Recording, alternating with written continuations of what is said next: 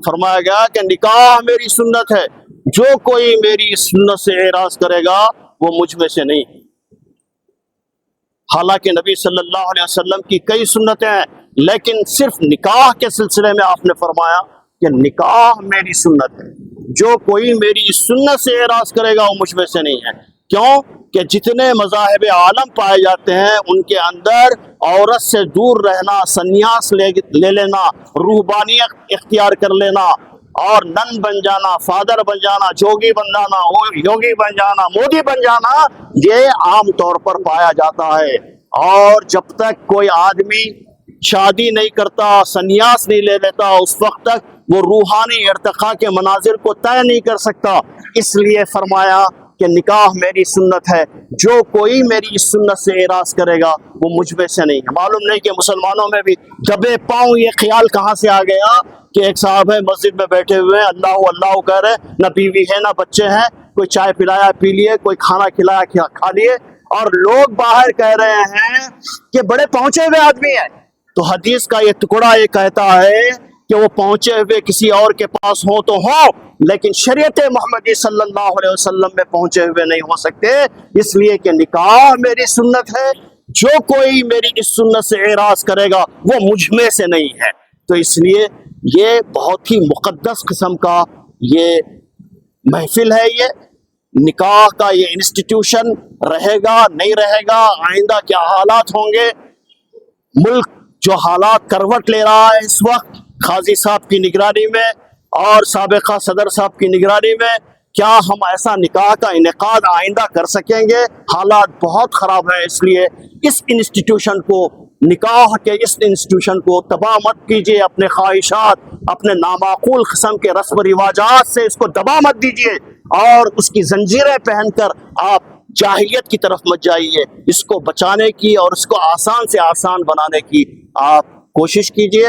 میں مبارکباد دیتا ہوں ہمارے عبد المقیت محی الدین چندہ صاحب کو کہ انہوں نے ایک مثالی نکاح کا انعقاد عمل میں لانے کے لیے جو کچھ بھی بھاری اخراجات وہ کر سکتے تھے، اللہ میاں نے بہت نوازا ہے ان کو، تو انہوں نے غریب بچوں کی اور بیماروں کی خدمت کے لیے خدمت خلق کا کام اس کے ذریعے سے کیا ہے، اور ایک مثالی نکاح اور ایک مثالی شادی اپنے بڑے بیٹے کی مجاہد چندہ کی کرنے کا انہوں نے تہیہ کیا ہے۔ اللہ تعالیٰ اس نکاح کو بے حد قبول اور منظور فرمائے، اللہ تعالیٰ اس کو نظر بد سے بچائے، اور عاقدین کے دلوں کے اندر اللہ تعالیٰ محبت پیدا فرمائے، الفت پیدا فرمائے، رحمت پیدا فرمائے، مودت پیدا فرمائے، دونوں خاندانوں کے درمیان میں اللہ تعالیٰ محبت و الفت پیدا فرمائے۔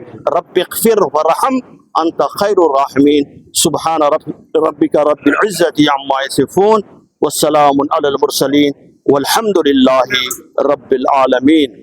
ملت اسلامیہ کو میں ایک ہی پیغام دینا چاہتا ہوں، نکاح کو آسان کرو تاکہ زنا مشکل ہو جائے۔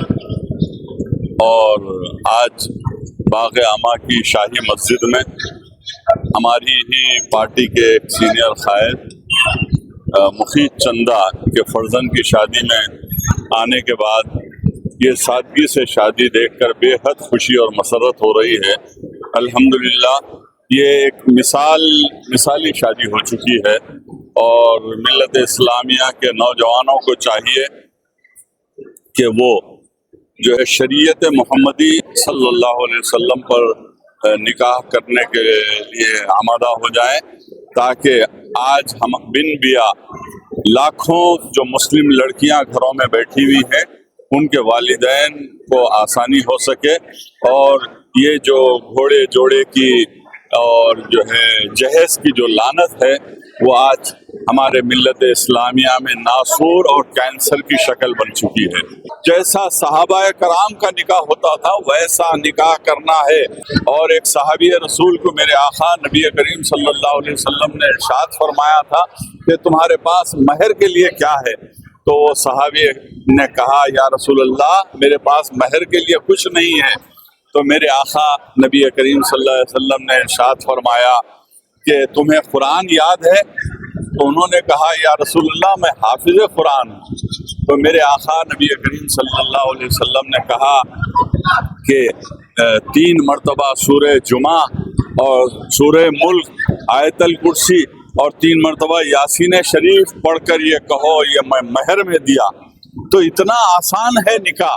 बहरहाल मैं मिल्लत इस्लामिया को आज बाग़ आमा की मस्जिद से यही दर्दमंदाना अपील करता हूँ, खुदारा निकाह को आसान बनाओ ताकि जिना मुश्किल हो जाए और लाखों बिन बिया बैठी हुई लड़कियों का मसला हल हो, और वालिदैन इसमें ताउन करें।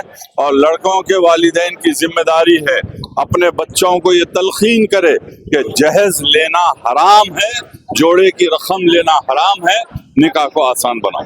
अब्दुल मुकीत चंदा साहब के बेटे का अक़्द हुआ है माशाल्लाह, जिसमें काफ़ी सियासी कायदीन और सामाजिक कायदीन आए हैं।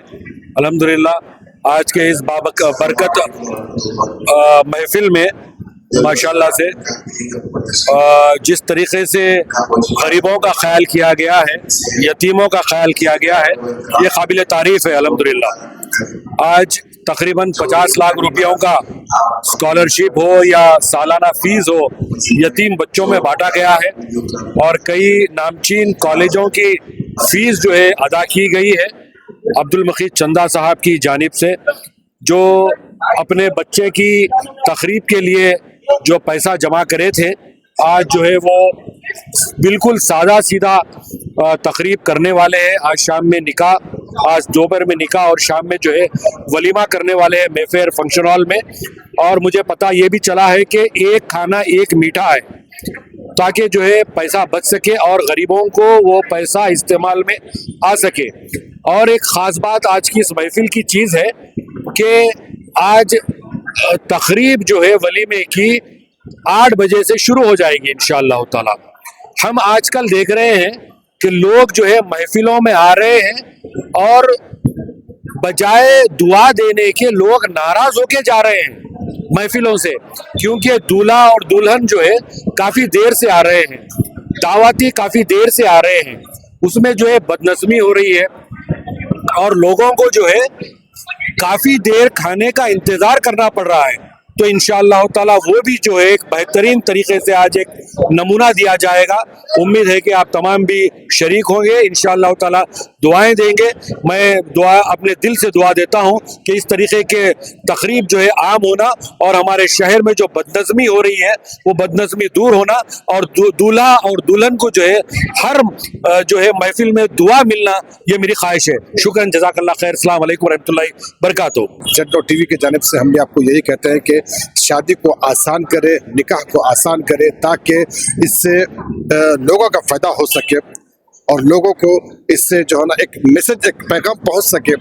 हम यही उम्मीद है लेकर यहाँ पर आए थे, तो आज ये पैगाम आप तक पहुँचाने की पूरी कोशिश कर रहे हैं। तो हमारे चैनल पर और इसी तरह के पैगाम और इंटरटेनमेंट और दीगर मालूमात देखने के लिए हमारे चैनल जेड टीवी को आप यूट्यूब पर सब्सक्राइब करें, फेसबुक इंस्टा पर फॉलो जरूर करें। अब मुझे दीजिए इजाज़त, जेड टीवी यही सच है।